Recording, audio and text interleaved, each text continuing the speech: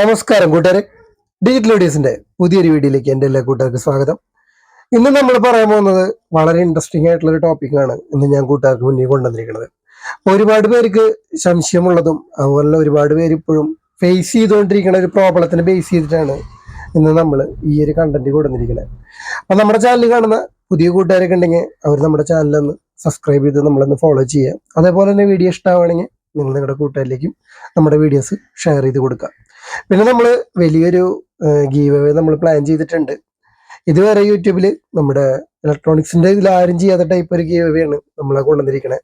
അപ്പൊ അതിന്റെ വീഡിയോ നമ്മളൊരു സ്നേഹ സമ്മാനം എന്നും പറഞ്ഞ് നമ്മളൊരു വീഡിയോ ഇട്ടിട്ടുണ്ട്. ആ വീഡിയോ കണ്ടു കഴിഞ്ഞാൽ നിങ്ങൾക്ക് കൂടുതൽ ഐഡിയ കിട്ടും.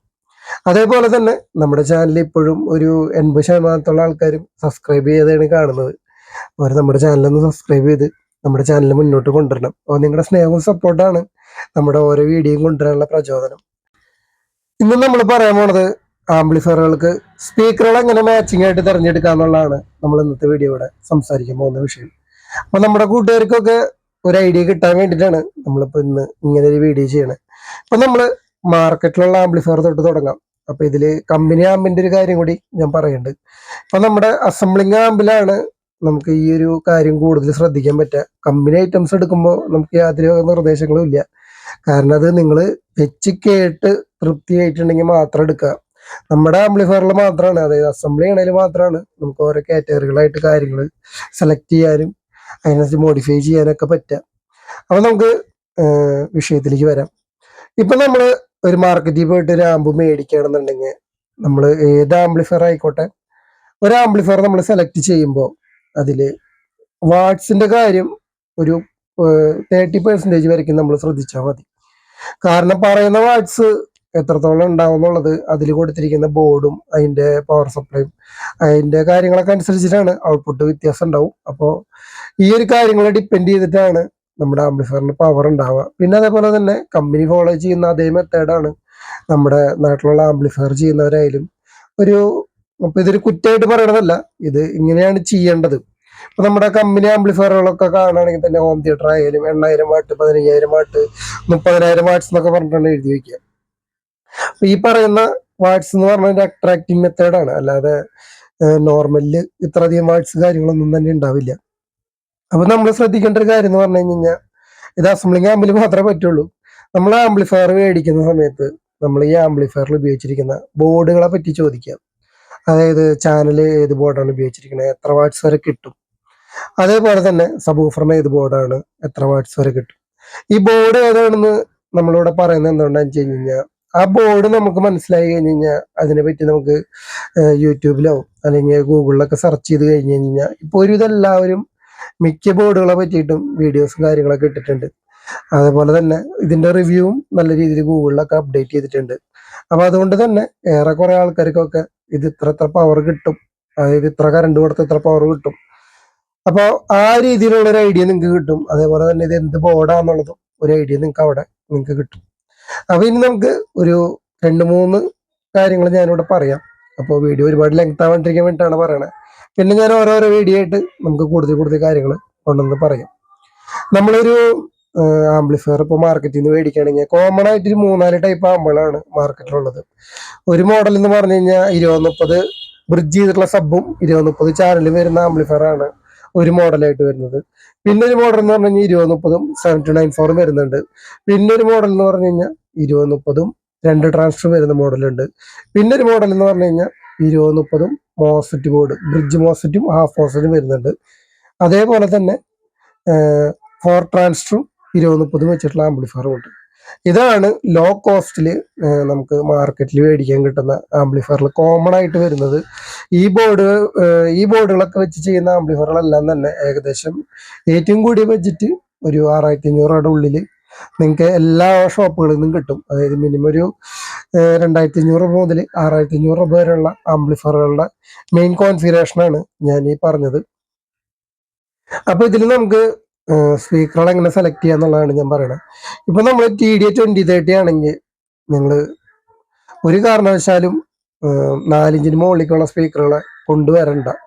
കാരണം മാർക്കറ്റിൽ മാക്സിമം സബിനെ കുറച്ച് ബൂസ്റ്റപ്പ് ചെയ്ത് നിൽക്കുന്ന രീതിയിലായിരിക്കും എല്ലാ ആംപ്ലിഫയറും വന്നിട്ടുണ്ടാവുക. അപ്പൊ ചാനലിന് മാക്സിമം നമ്മൾ കൊടുക്കേണ്ട പവർ എന്ന് പറഞ്ഞു കഴിഞ്ഞാൽ 10 വാട്ട് 15 വാട്ട് ആ റേഞ്ചിൽ നമുക്ക് 20-30 ആമ്പനെ നമുക്ക് കൺസിഡർ ചെയ്താൽ മതി. 10 വാട്ടായാലും 15 വാട്ടായാലും നല്ലൊരു ഔട്ട്പുട്ട് കിട്ടും. പിന്നെ അതേപോലെ തന്നെ 3-ഇഞ്ച് സ്പീക്കറുകൾ ഉപയോഗിക്കാം, അതേപോലെ തന്നെ 4-ഇഞ്ച് സ്പീക്കറുകൾ ഉപയോഗിക്കാം. ഇത് നിങ്ങൾ ആംബിയർ കൂടുതലാണെങ്കിലും കുറവാണെങ്കിലും ഇത് തന്നെ യൂസ് ചെയ്യുക, നല്ലൊരു ഔട്ട്പുട്ട് ആയിരിക്കും. മറിച്ച് നമ്മളവിടെ ഒരു 6-ഇഞ്ച് 8-ഇഞ്ചൊക്കെ കൊടുന്ന് നമ്മളവിടെ പ്ലേസ് ചെയ്ത് കഴിഞ്ഞ് കഴിഞ്ഞാൽ ഔട്ട്പുട്ടിൽ നല്ലൊരു വ്യത്യാസം ഉണ്ടാവും. സബിൻ്റെ ഔട്ട്പുട്ട് കുറയും, അതേപോലെ തന്നെ ചാനൽ പെട്ടെന്ന് ഡിസ്റ്റോർഷൻ ഉണ്ടാവും. ഇത്രയും സ്പീക്കറുകൾ ഒരു 6-8 ഇഞ്ച് ഒരു 40 വാട്ടൊക്കെ ഒരു 12 ഔട്ട്പുട്ടിലൊക്കെ വർക്ക് ചെയ്യാന്ന് പറഞ്ഞു കഴിഞ്ഞാൽ ആംബിയർ നല്ല രീതിയിൽ ഇല്ലാന്നുണ്ടെങ്കിൽ വിചാരിച്ച രീതിയിലുള്ള ഔട്ട്പുട്ട് വരില്ല. സബിൻ്റെ ഭാഗത്ത് ഒരു വീഴ്ച വരും. അത് നമുക്ക് കറക്റ്റ് ഫീൽ ചെയ്യുകയും ചെയ്യും. പിന്നെ ഇനി ഏത് സ്പീക്കർ എടുക്കാന്നുള്ളതാണ് ഞാൻ പറയണത്. നിങ്ങളൊരു 30-40 രൂപയുടെ സ്പീക്കറൊക്കെ വിട്ടിട്ട് കുറച്ചും കൂടി റേറ്റ് കൂടി, ഇപ്പൊ ഒരു 3000 രൂപ 4000 രൂപ കൊടുത്ത് മേടിക്കുന്ന ആംപ്ലിഫയർ ആണെങ്കിൽ പോലും അല്ല ഒരു 10,000 കൊടുത്ത ആംപ്ലിഫയർ മേടിക്കുകയാണെങ്കിൽ പോലും 30 രൂപയുടെ 60 രൂപയുടെ സ്പീക്കറാണ് മിക്ക ആൾക്കാരും മേടിച്ച് വയ്ക്കുക. ഏറ്റവും കൂടി കഴിഞ്ഞാൽ 150 രൂപ. അതിന് മുകളിലേക്കുള്ള സ്പീക്കറുകളൊന്നും തന്നെ ഒരാൾ എടുക്കുന്നത് ഞാൻ എവിടെയും കണ്ടിട്ടില്ല. അപ്പൊ സ്പീക്കറും ആംപ്ലിഫയറും അത്യാവശ്യം നല്ലതാണെങ്കിലാണ് ഓഡിയോ നമുക്ക് ഫീൽ ചെയ്യാൻ പറ്റുള്ളൂ. അല്ലെങ്കിൽ എന്തോ കുറെ ഓളി നിൽക്കുന്നവർക്കും ഉള്ള ഒരു സംഭവമായിട്ട് ഫീൽ ചെയ്യും, അല്ലാതെ വേറെ പ്രത്യേകിച്ചുള്ള സംഭവങ്ങളൊന്നും തന്നെ നമുക്ക് അതിന് കിട്ടും. അപ്പൊ നമുക്ക് ഏതൊക്കെ ബ്രാൻഡുകളാണ് സ്പീക്കർ നല്ലതെന്നുള്ളതാണ് ഞാൻ ഈ പറയാൻ പോണത്. നമുക്ക് അത്യാവശ്യം കുഴപ്പമില്ലാത്ത രീതിയിൽ 3-ഇഞ്ചിൽ കിട്ടുന്നതിൽ ഡൈൻറ്റിയുടെ സ്പീക്കർ 3-ഇഞ്ച് പണ്ടത്തെ ഇറങ്ങിയിരുന്നത് നല്ലൊരു ഔട്ട്പുട്ടാണ്. പിന്നെ അതേപോലെ തന്നെ ഇപ്പൊ ഇറങ്ങുന്ന അവാർഡിന്റെ സ്പീക്കർ അത്യാവശ്യം കുഴപ്പമില്ലാത്തൊരു സ്പീക്കറാണ്. ഇതൊക്കെ മാർക്കറ്റിൽ മേടിക്കാൻ കിട്ടുന്ന സ്പീക്കറുകളാണ്. ഞാനിവിടെ ഉപയോഗിക്കുന്നത് ഇമ്പോർട്ടഡ് സ്പീക്കറാണ്. അപ്പൊ നമ്മുടെ കൂട്ടുകാർക്കൊക്കെ നമ്മുടെ ഓഡിയോ ടെസ്റ്റ് ചെയ്യണത് ഫുള്ള് നമ്മൾ ആ ഇമ്പോർട്ടഡ് സ്പീക്കറിലാണ് ആ ഒരു ഓഡിയോ ഔട്ട്പുട്ട് നമ്മൾ കേൾപ്പിക്കുന്നത്. അപ്പൊ ആ സ്പീക്കറായിട്ട് കമ്പയർ ചെയ്യുമ്പോൾ അവാർഡും ഡൈൻറ്റിയൊന്നും അതിന്റെ ഏഴയിലേക്ക് പിടിക്കാൻ പറ്റില്ല. അപ്പൊ നമ്മുടെ സ്പീക്കർ അങ്ങനെ എപ്പോഴും അവൈലബിളും അല്ല, നമുക്ക് ഓരോ ടൈമിലാണ് നമുക്കത് കിട്ടാറ്. കൃത്യമായിട്ടൊരു ടൈമിൽ ഉണ്ടാവും എന്നുള്ളത് പറയാൻ പറ്റില്ല. ഇപ്പൊ ഒരുപാട് പേര് എൻ്റെ അടുത്ത് ചോദിച്ചു വെച്ചിട്ടുണ്ട്, പക്ഷെ ആർക്ക് ഇതുവരെ കൊടുക്കാൻ പറ്റിയിട്ടില്ല. ഇപ്പൊ ഒരു 2 മാസമായിട്ട് നമ്മൾ വെയിറ്റിങ്ങിലാണ്. അപ്പൊ സ്പീക്കർ ഉടൻ തന്നെ വരും. പിന്നെ അതേപോലെ തന്നെ നമ്മള് 2050 IC ആണെങ്കിലും ഇതേ സ്പീക്കർ തന്നെ ഫോളോ ചെയ്യണതാണ് വളരെ നല്ലത്.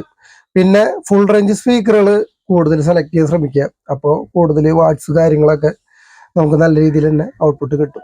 കുറച്ചും കൂടിയും നമുക്ക് ബെറ്റർ ആയിട്ടുള്ള ഒരു ഓഡിയോ നമുക്ക് അവിടെ ഫീൽ ചെയ്യാനായിട്ട് നമുക്ക് അതുകൊണ്ട് കഴിയും.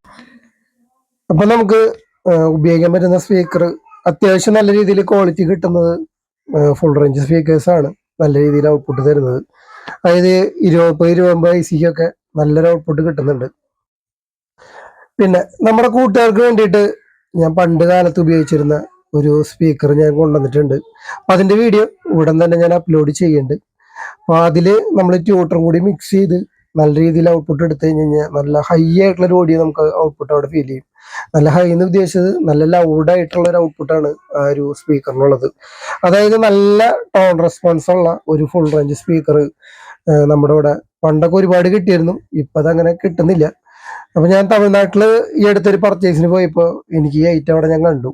അപ്പൊ നമ്മുടെ ഇവിടെ ഉണ്ടാവുമെന്ന് വിചാരിക്കണം. ഇപ്പൊ ഞാൻ മാർക്കറ്റിൽ അന്വേഷിച്ചിട്ട് കണ്ടിട്ടില്ല. ഇനിയിപ്പോ നിങ്ങളുടെ അവിടെ ഒക്കെ ഭാഗത്തൊക്കെ ഉണ്ടെങ്കിൽ നിങ്ങൾക്ക് അവിടെ തന്നെ മേടിക്കാം. അതിൽ ട്യൂട്ടറിനെ നല്ല രീതിയിൽ ഒന്ന് ട്യൂൺ ചെയ്ത് കറക്റ്റ് ആക്കി കഴിഞ്ഞു കഴിഞ്ഞാൽ നല്ലൊരു ഔട്ട്പുട്ടാണ്, നല്ല ക്വാളിറ്റി ഉള്ള ഒരു ഔട്ട്പുട്ടാണ്. നമുക്ക് 20-30-20-50 IC അതുപോലെ TDS 765 IC ആണെങ്കിൽ പോലും നല്ല രീതിയിലുള്ള ഔട്ട്പുട്ട് നമുക്ക് ഫീൽ ചെയ്യും. സ്പീക്കറിന്റെ ഔട്ട്പുട്ട് കേട്ട് കഴിഞ്ഞാൽ നമ്മൾ ശരിക്കും ഞെട്ടും. അത്ര ഔട്ട്പുട്ട് എന്ന് പറഞ്ഞു കഴിഞ്ഞാൽ അത്ര ഔട്ട്പുട്ട് ഉണ്ട് ആ സാധനത്തിന്.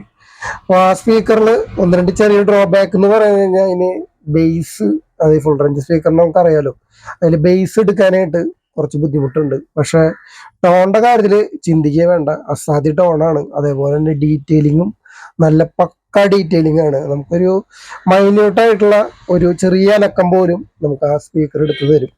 അപ്പൊ ആ സ്പീക്കർ ഇപ്പൊ എന്റെ കയ്യിലില്ല, വന്നു കഴിഞ്ഞ് കഴിഞ്ഞാൽ അതിന്റെ വീഡിയോ ഞാൻ ഇട്ട് തരുന്നുണ്ട്.